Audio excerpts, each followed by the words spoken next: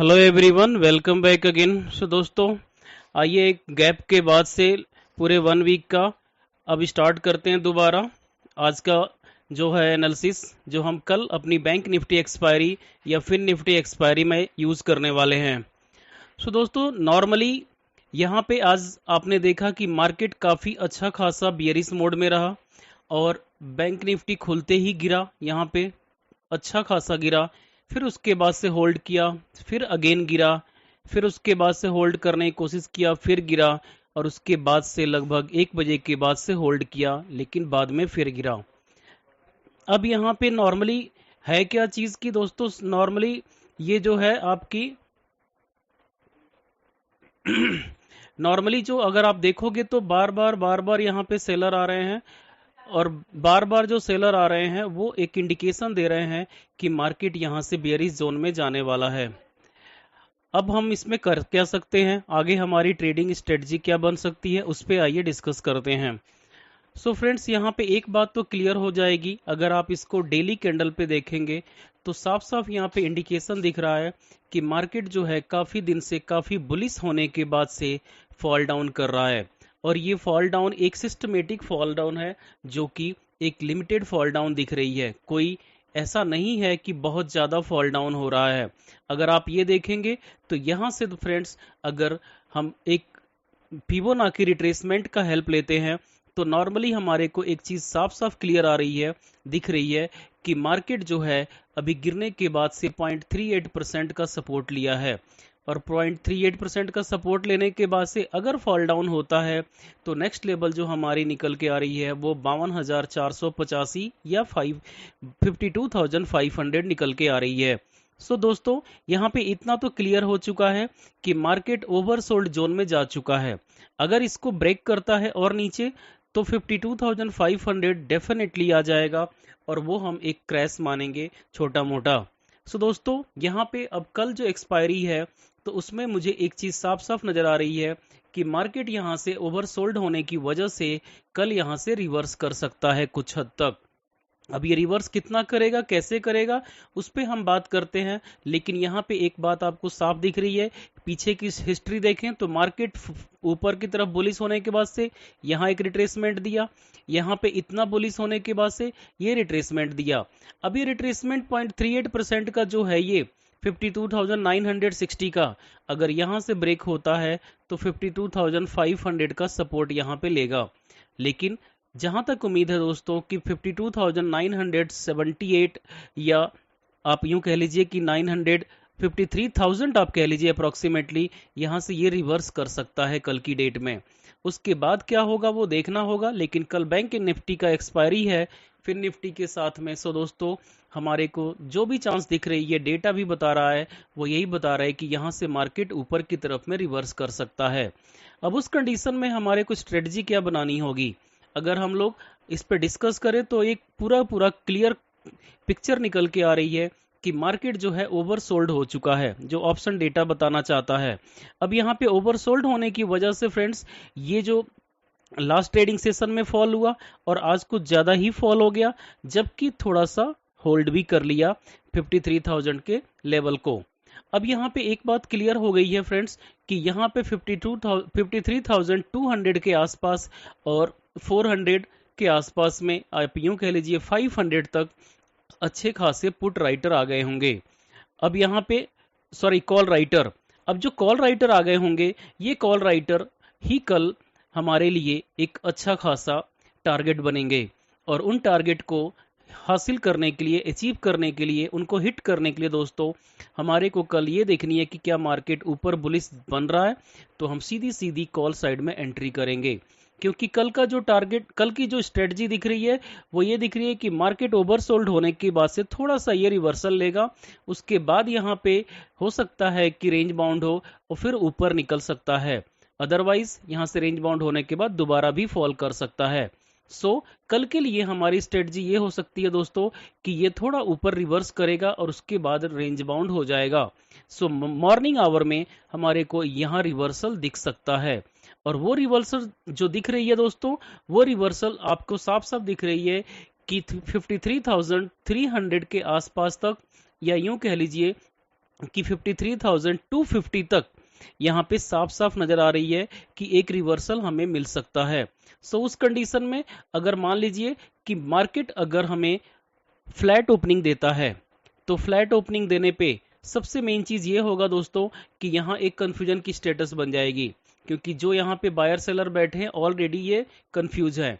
सो उस कंडीशन में हम कुछ भी नहीं करेंगे, थोड़ा सा ये टाइम बिताएगा और उसके बाद अगर ये 53,000 को क्रॉस करते हुए 53,100 को ब्रेक करता है, जैसे ही यहाँ पे 53,100 के आसपास ब्रेक करेगा, हम अपनी कॉल साइड में एंट्री बना के 53,200 या 250 तक का अपना टारगेट रख लेंगे ऊपर में। यहाँ पे ये हमारे लिए फ्लैट ओपनिंग में एक स्ट्रेटजी बन सकती है। दूसरा ये कि अगर छोटा सा गैप अप होता है, यानी मान लीजिए कि 53,000 के आसपास कहीं पे होता है गैप अप यहाँ पे, या 53,050 के आसपास होता है, यानी कि 53,000 से ऊपर होना चाहिए, किसी भी हालत में इस लेवल से ऊपर होना चाहिए। सो दोस्तों उस कंडीशन में भी मार्केट यहाँ थोड़ा टाइम बिता के ऊपर ही निकलेगा और फिर हम कॉल साइड में ही अपनी एंट्री को सर्च करेंगे।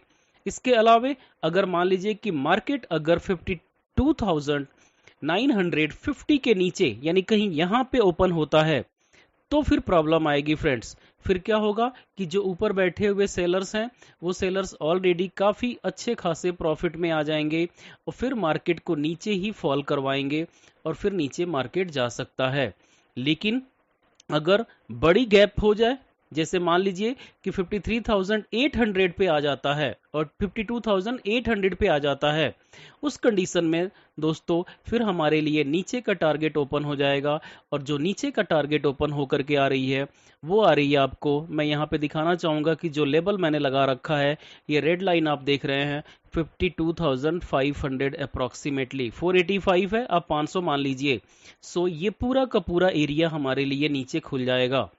अगर ये 52,800 को भी ब्रेक करता है तो ये कंडीशन में आप ध्यान से अलर्ट हो जाइएगा। वैसे कल बेरिश मोड होने की पूरी चांस दिख रही है, लेकिन ऑप्शन डेटा उसका उल्टा हमारे को बुलिश मोड दिखा रहा है, जो कि ऊपर थोड़ा सा बुलिश हो सकता है।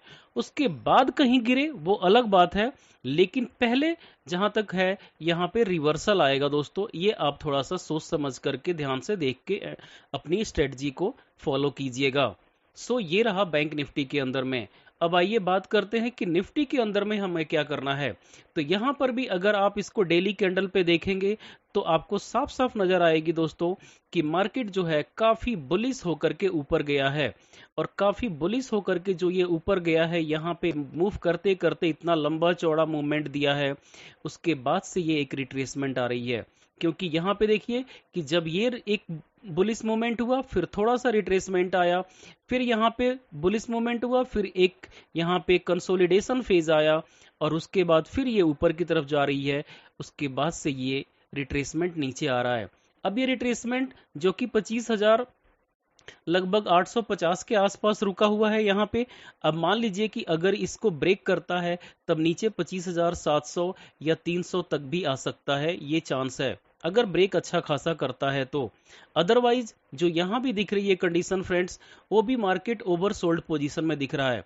और ओवरसोल्ड पोजीशन में हमारे को एक बात साफ साफ समझ लेनी चाहिए कि मार्केट यहाँ से कम कल एक्सपायरी के दिन रिवर्स करेगा जरूर।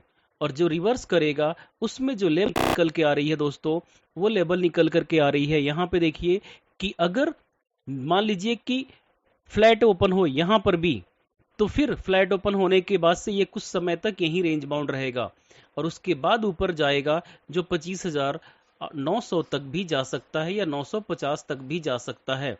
इस लेवल तक ये आराम से पहुंच सकता है। लेकिन अगर मान लीजिए कि गैप डाउन ओपन होता है और 25,800 के आसपास ओपन होती है कहीं यहाँ पे, और पहला कैंडल रेड बनता है, ध्यान रखिएगा, पहला कैंडल अगर रेड बनता है तो नीचे का रास्ता 25,700 का खुल जाएगा और उसको ब्रेक करने के बाद से तो बहुत नीचे 25,300 तक भी, 200 तक भी जा सकता है। सो दोस्तों ये रहा दोनों कंडीशन में। अगर फ्लैट ओपन के अलावा और गैप डाउन ओपन के अलावा गैप अप होती है और वो 25,900 के आसपास कहीं होता है दोस्तों, तो फिर ये मैक्सिमम चांस है कि रेंज बाउंड ही रह जाए। उसका रीजन ये है कि जो ऊपर में बैठे हुए हमारे बड़े बड़े ऑपरेटर हैं सेलर के फॉर्मेट में, वो उनको ऊपर चढ़ने नहीं देंगे। और जब तक वो अपनी पोजीशन को कट नहीं कर देते हैं, यानी कि जब तक कि मार्केट, अगर आप देखो यहाँ पे कि जब तक कि अगर 26,000 को मार्केट क्रॉस नहीं कर लेता है, तब तक हमारे लिए ये सिचुएशन एक खतरनाक बना रहेगा। और 26,000 अब हमारे लिए एक अच्छा बैरियर बन चुका है। दोस्तों, हमें इसी बीच में 25,800 से लेके 26,000 के बीच में कल ट्रेड मिलने की गुंजाइश है, ये आपको समझना होगा। और मैक्सिमम चांस है कि यहाँ पे एक रिवर्सल हो, भले छोटा ही सही, लेकिन रिवर्सल होने के बाद से रेंज बाउंड हो जाएगा। अगर इसके बाद से नीचे फॉल डाउन होती है तो फिर अच्छी खासी फॉल डाउन होगी, और अगर होल्ड कर लिया दोस्तों तो फिर यहां से रिवर्स करके ऊपर भी निकल सकता है अगले ट्रेडिंग सेशन में, बैंक निफ्टी एक्सपायरी के बाद। दोस्तों, ये रहा निफ्टी और बैंक निफ्टी के अंदर में, जो कि डेली कैंडल या छोटे कैंडल पे आप लोगों को साफ साफ एक स्ट्रेटजी दिख रही है, जिसको मैंने एक्सप्लेन किया। आप अपनी पोजीशन को ध्यान से देख करके और उस वक्त पूरी स्ट्रेटजी बना करके एंट्री को पहले देखिए कि मार्केट में ओपन कहाँ हो रहा है, और उसके बाद कभी भी लंबे चौड़े टारगेट के लिए आप बैठे मत रहिए। नॉर्मली अगर आपको टारगेट अचीव करनी ही है तो आपके प्रीमियम का 15 से 20% मिल जाए, बहुत ज़्यादा है।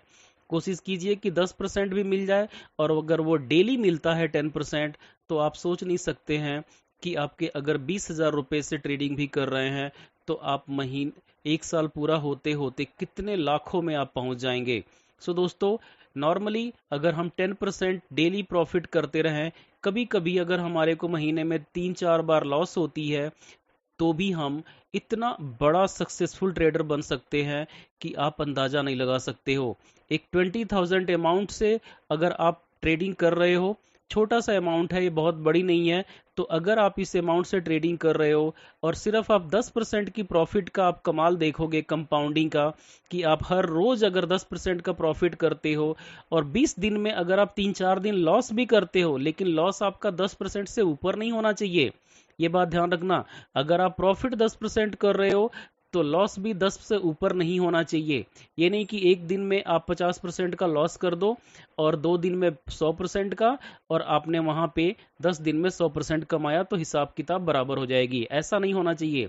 अगर प्रॉफिट 10% निकाल रहे हो तो लॉस भी 10% ही लेनी है और उस पोजीशन से बाहर निकल जानी है। अगर आप 20,000 रुपये से भी ट्रेडिंग करते हो तो आप हैरान हो जाओगे। मैंने कैलकुलेट करके देखा है कि डेली का 10%, महीने का अगर आप 15 से 16 ट्रेड में प्रॉफिटेबल रहते हो तो आप बहुत जल्दी ही 15-20 लाख 30 लाख की एक कैपिटल उसमें जोड़ के बना लोगे 6-8 महीने के अंदर। आप इस पे फोकस करो और एक छोटे से प्रॉफिट में अपनी पोजीशन को काट के तुरंत निकल जाओ। बड़े से पोजीशन के लिए बैठे मत रहो, अदरवाइज लालच ही ट्रेडिंग में सब कुछ डुबा देता है, ये आपको अच्छे से मालूम है।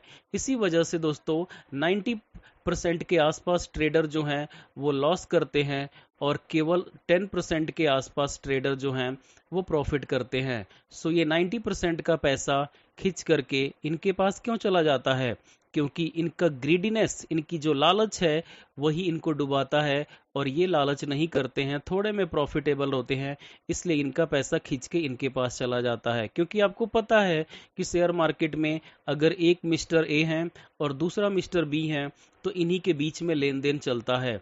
एक ये बायर है तो एक ये सेलर है। अब बायर सेलर का पैसा ही घूमता रहता है और कहीं से आता तो है नहीं। दोस्तों, एक छोटे से प्रॉफिट में अपनी ट्रेड को कट करना सीखिए, और उसको ये ध्यान दीजिए कि लॉस हो तो भी छोटा, प्रॉफिट हो तो भी छोटा, और आप उसको कंटिन्यूटी पे ध्यान रखिए कि महीने की 20 ट्रेडिंग सेशन अगर हो रही है तो 20 में से कम कोशिश कीजिए कि 15 दिन आप प्रॉफिटेबल रहें, और अगर 5 दिन आपको लॉस होता भी है तो आप ये ध्यान रखिए कि लॉस आपका एक दिन का अधिक से अधिक 10% ही होना चाहिए, क्योंकि प्रॉफिट भी आप 10% ही ले रहे हो। अगर आप 5 दिन लॉस भी करते हो तो आपका 50% का लॉस होगा, और अगर आप 15 दिन प्रॉफिट करते हो तो 150% का प्रॉफिट होगा। तो अगर आप 150% की प्रॉफिट में से अगर आप 50% का लॉस निकाल भी देते हो, फिर भी आपके पास 100% बचा। मतलब कहने का क्या कि आपका जो 20,000 की अमाउंट थी वो 20,000 आपकी एक महीने के अंदर में कितनी कन्वर्ट होके बन गई? 40,000। और इस 40,000 को ऐसे ही अगर आप 10% का हिसाब लगाओगे तो आप हैरान हो जाओगे कि 6 महीने के अंदर में आपका 20,000, ये जो 20,000 है, ये कितना बड़ा अमाउंट हो जाएगा। आप खुद ही कैलकुलेट करके देख लेना, मैं बताऊंगा तो आपको यकीन नहीं होगा, लेकिन बहुत बड़ी अमाउंट हो जाएगी जो 50 लाख में जा सकती है 6-8 महीने के अंदर में। तो आप इस छोटे से प्रॉफिट पे ध्यान दीजिए और अपनी पोजीशन को काटना सीखिए, ना कि लालच में आकर के बार बार ट्रेड करना। So that's all for today friends. आप लोग इस पे ध्यान दीजिए और कोशिश कीजिए कि एक प्रॉफिटेबल और सक्सेसफुल ट्रेडर बन सको। So thank you.